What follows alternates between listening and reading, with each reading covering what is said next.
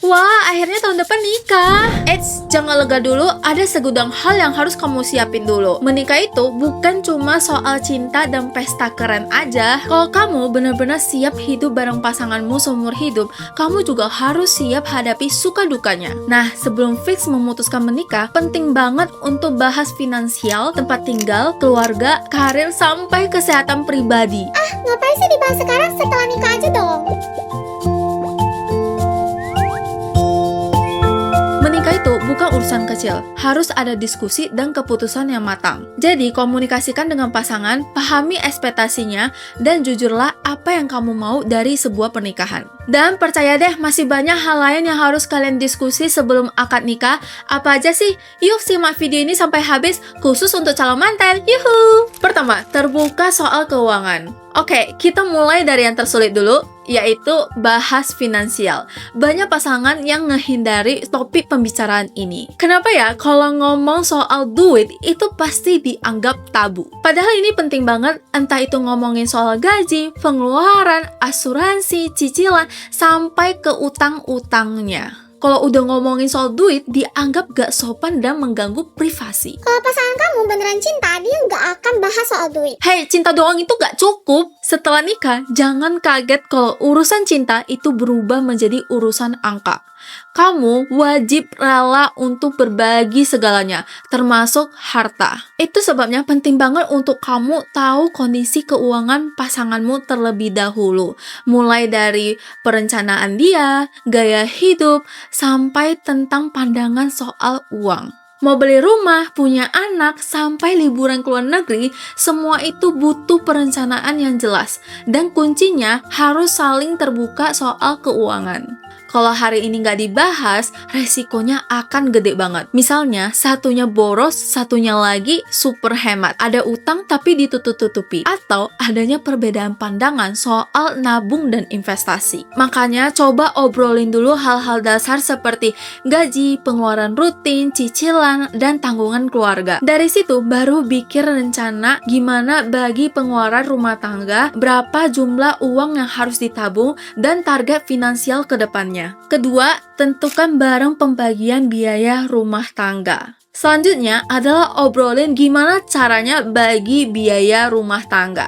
Siapa bayar apa dan seberapa banyak. Jangan sampai ada pihak yang ngerasa berat sebelah dan ngerasa kok gue terus sih yang nanggung biaya hidup. Setiap pasangan punya cara berbeda dalam mengatur keuangan rumah tangga.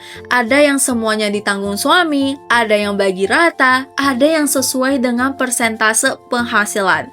Jadi siapa yang mempunyai penghasilan lebih banyak, kontribusinya juga lebih besar. Kalau kamu istri yang bekerja, boleh banget bantu biayain uang belanja, biaya listrik, atau cicilan rumah. Tapi kalau kamu atau pasanganmu memilih untuk fokus di rumah, misalnya mengurus anak full time, berarti pasanganmu itu harus siap untuk bisa membayari semua kebutuhan hidup. Intinya bukan soal siapa yang bayar lebih banyak, tapi bagaimana cara biar terasa lebih adil dan gak ada yang ngerasa terbebani sendiri. Kontribusi pernikahan itu bukan hanya soal uang, tapi ngurus rumah, bersih-bersih, ngurus anak, antar anak ke sekolah, itu juga kontribusi dalam pernikahan. Makanya penting banget untuk diobrolin di awal biar gak ada prasangka, unek-unek, atau rasa gak enak yang dipendam. Jadi kalau suatu saat ada perubahan seperti penghasilan menurun, resign, pindah kerja,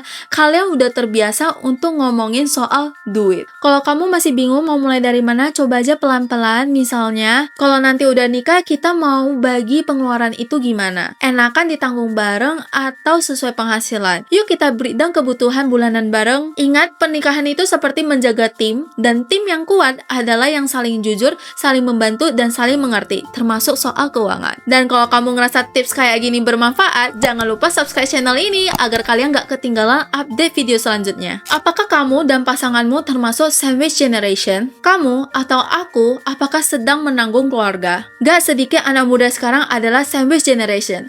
alias menanggung biaya hidup keluarga sendiri sekaligus membantu orang tuanya atau adik-adiknya yang masih membutuhkan dukungan finansial. Ini memang mulia banget, tapi tetap harus dibicarakan di awal biar pasangan kamu nggak kaget karena ini akan memberikan dampak yang besar bagi perencanaan keuangan kalian nantinya. Misalnya dia selalu kirim uang bulanan ke orang tuanya, membantu adiknya masih kuliah, atau ikut mikirin cicilan rumah keluarganya. Itu jelas bisa mengurangi penghasilanmu atau pasanganmu, dan rencana berdua seperti punya rumah, punya anak, liburan itu harus disesuaikan lagi. Makanya ini penting banget untuk diobrolin sebelum menikah agar pasanganmu lebih paham dan bisa menyusun strategi keuangan yang lebih realistis. Kalau nggak dibahas, ini akan menjadi bumerang bagi kalian berdua karena pasangan kalian pasti akan berpikir gaji kamu segitu tapi kok nggak pernah cukup ya? Padahal sebagian udah dialokasi ke keluarga. Intinya nggak masalah kamu punya tanggung jawab ke keluarga,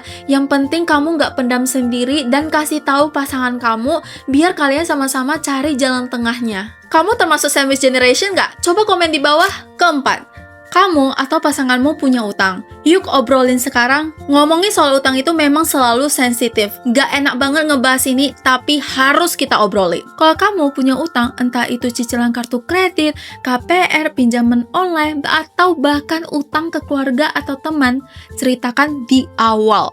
Jujur aja, bukan bikin pasangan kamu takut, tapi biar dia tahu kondisi kamu sebenarnya itu gimana. Karena utang itu bisa berdampak besar dalam hubungan rumah tangga kalian nantinya. Jangan sampai setelah nikah baru ketahuan punya utang yang besar. Dan itu jelas bisa bikin pasangan kalian kaget, kecewa, dan merusak kepercayaannya. Banyak loh pernikahan yang hancur hanya karena utang yang ditutup-tutupi. Kamu bisa mulai dari contoh sederhana dulu. Misalnya, aku masih ada nih cicilan motor sampai tahun depan. Dulu aku sempat minjem ke bank untuk uang kuliahku dan masih nyicil tiap bulannya. Aku masih ada utang kartu kredit, tapi rencana aku akan lunasin 6 bulan ke depan. Dari sini, kalian bisa bikin strategi bareng. Apakah utang itu ditanggung bersama atau tetap pribadi? Gimana cara nyicil biar gak ganggu keuangan rumah tangga? Apakah perlu alokasi khusus supaya lebih cepat lunasnya? Kalau kamu yang dapat kabar pasangan kamu punya utang,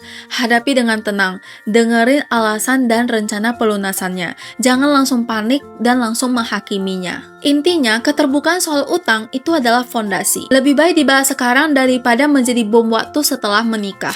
Kelima, apakah kamu dan pasangan kamu mau memiliki anak? Nikah aja belum kok udah mikirin soal anak sih? Padahal ini justru penting banget untuk dibahas dari sekarang. Mau punya anak atau enggak? Kalau iya, kira-kira kapan? Dan pengen berapa anak? Ini bukan cuma soal jumlah anak, tapi mengenai kesiapan mental, fisik, dan finansial kalian. Mempunyai anak itu adalah keputusan besar yang bisa membentuk hidup kalian. Kalau kamu merasa belum siap atau bahkan memilih untuk tidak punya anak sama sekali, itu sah-sah aja. Yang penting kamu harus kasih tahu dulu, jujur dulu di awal. Begitu juga kalian yang pengen langsung punya anak atau pengen punya banyak anak, pasangan kalian harus tahu dulu dan harus sejalan. Kalian bisa coba obrolan ringan dulu seperti, kamu kebayang nggak nanti suatu hari kita punya anak?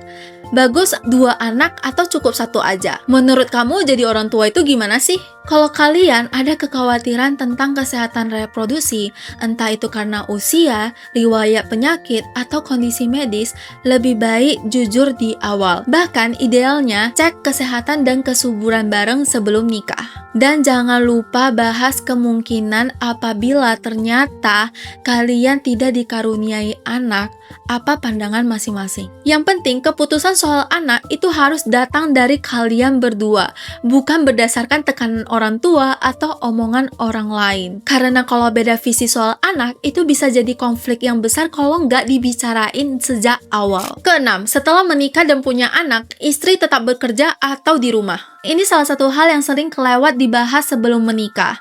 Setelah menikah, apalagi udah punya anak, istri tetap bekerja atau fokus di rumah aja. Keputusan ini bisa mempengaruhi banyak hal seperti keuangan rumah tangga, peran masing-masing, pembagian waktu, dan dinamika hubungan kalian berdua. Kalau istri tetap kerja, maka harus ada pembahasan pembagian tanggung jawab.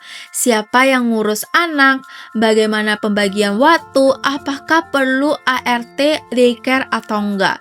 Jangan sampai beban hanya menumpuk di satu pihak. Kalau istri fokus di rumah aja, maka suami harus siap untuk menanggung finansial yang lebih besar dan harus sama-sama saling menghargai akan pilihan itu. Contoh obrolan seperti, kamu kepikiran tetap kerja setelah nikah atau pengen fokus di rumah aja? Dan kalau nanti punya anak, gimana ya kita bagi waktunya? Kalau aku tetap kerja, oke nggak kalau urusan rumah kita urus bareng-bareng? Intinya bukan soal siapa yang kerja atau enggak, tapi apakah ekspektasi kalian udah sama sejak awal atau tidak. Ketujuh, setelah nikah, mau tinggal di mana ya?